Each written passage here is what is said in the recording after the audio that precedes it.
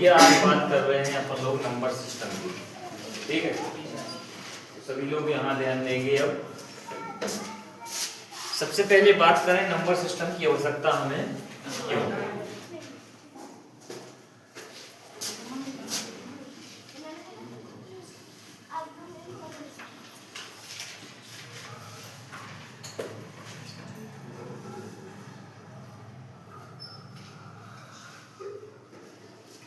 Number system यानी संख्या प्रणाली, क्या होता है इसका मतलब? संख्या प्रणाली यानी संख्याओं को लिखने का एक तरीका है ना, किस प्रकार की संख्याओं का कहाँ उपयोग है, ये सारी चीजें इसके अंतर्गत हम पढ़ेंगे।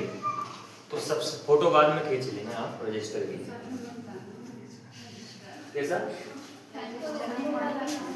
बाद में खींच लेना। तो बात करते हैं अपन कि नंबर सिस्टम की आखिर हमें आवश्यकता क्यों है।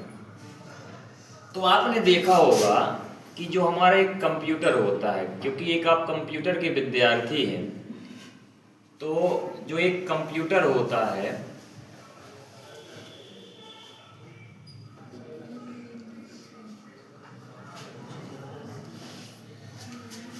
कंप्यूटर में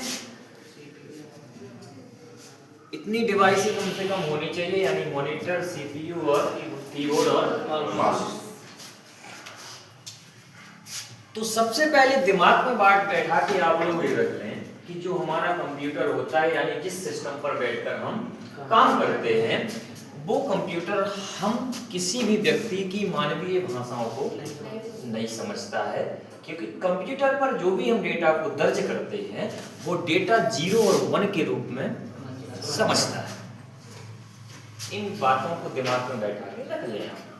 भले ही आप मान के चलें आप मानसी वर्ड को टाइप कर रहे हैं, तो एम मान के चलें आपने कीबोर्ड के माध्यम से टाइप किया और वही एम आपको मॉनिटर यानी स्क्रीन पर दिख जाता है, दिखता है। यानी कहने का तात्पर्य है कि जो भी वर्ड आप कंप्यूटर के कीबोर्ड के माध्यम से टाइप कर रहे हैं वही वर्ड आपको स्क्रीन पर प्रदर्शित होता है। लेकिन ऐसा बिल्कुल भी नहीं है कि जो आपने टाइप किया वही कंप्यूटर ने समझ लिया है, ऐसा बिल्कुल भी नहीं है।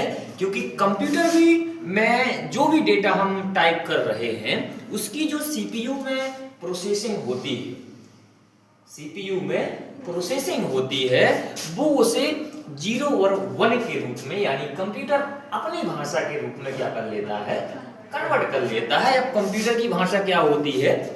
0 और 1 होती है। अब 0 का मतलब जो होता है वो होता है अब्सेंट से, किससे होता है? अब्सेंट से। और 1 का मतलब होता है प्रेजेंट। आगे बात समझ में ना? तो कंप्यूटर केवल किस भाषा को समझता है? 0 और 1। तो इसलिए हमें नंबर सिस्टम की कंप्यूटर में क्या है, आवश्यकता पड़ती है। आगे बात समझ में? तो अब बात कर रहे हैं कि जो नंबर सिस्टम होते हैं भैया, जो नंबर सिस्टम होते हैं, प्रथम होता है बाइनरी,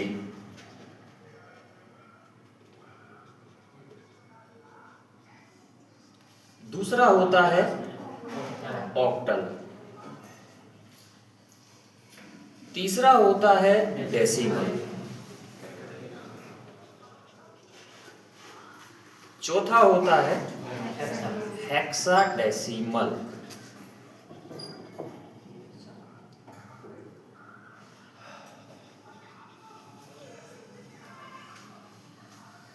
ये होते हैं नंबर सिस्टम। यानी कितने होते हैं? 4 नंबर सिस्टम होते हैं। और इन्हीं 4 नंबर सिस्टम में से कम 2 से 4 नंबर सिस्टम आपके एग्जाम में आएंगे। अभी मैंने आपको बताया कि जो कंप्यूटर होता है वो केवल किन भाषाओं को समझता है? 0 और 1। तो बात करते हैं कि जो बाइनरी नंबर सिस्टम होता है इसका आधार क्या होता है? आधार क्या होता है? 2। संख्या इसमें कौन सी आती हैं? 0 और 1। यानी जैसे एग्जाम्पल के तौर पे बात करें तो 1 0 1 0 1 0 1 ये एग्जाम्पल हो गया। यानी जो भी बाइनरी के रूप में आपको संख्या रिप्रेजेंट होंगी, चाहे वो एग्जाम में बात हो या फिर आप कहीं पर भी देखेंगे, अगर संख्या इस रूप में दिख रही है और उसके साथ क्या लगा हुआ है, दो को क्या कहते हैं हम, बेस या आधार कह सकते हैं। यानी आपको अगर कहा जाए कि आप संख्या पहचान करिए कि संख्या किस नंबर सिस्टम में है, तो आप कैसे पहचान करेंगे? पहली कंडीशन तो ये होगी कि जो भी संख्या होंगी वो 0 और 1 के रूप में होंगी। मान के चलें आधार नहीं लगा हुआ है लेकिन संख्या इस रूप में लिखी हुई है, तो आप क्या पहचानेंगे, क्या कहेंगे कौन सा नंबर है? बाइनरी है। क्यों है? क्योंकि इसमें जो भी संख्या दिख रही है वो 0 और 1 के अलावा इसमें ना 2 है, ना 3 है, ना 4 है, तो इसलिए ये संख्या किस रूप में है? बाइनरी के रूप में है। और अगर आधार लगा है तो आप ऐसे ही पहचान जाएंगे, ऐसे ही ना। तो बाइनरी का आधार कितना होता है? 2 होता है। संख्या इसमें क्या होती है? 0 और 1 के रूप में होती है। दूसरा नंबर सिस्टम जो होता है वो होता है ऑक्टल। इसमें जो आधार होता है वो होता है 8। इसमें जो भी संख्याएं होती हैं वो 0 से लेके 7 तक होती हैं, यानी 0 1 2 3 4 5 6 और 7। एग्जाम्पल के तौर पे अगर बात करें तो मान के चले 1 5 6 7, ये एग्जाम्पल के रूप में आपको एक संख्या दे दी।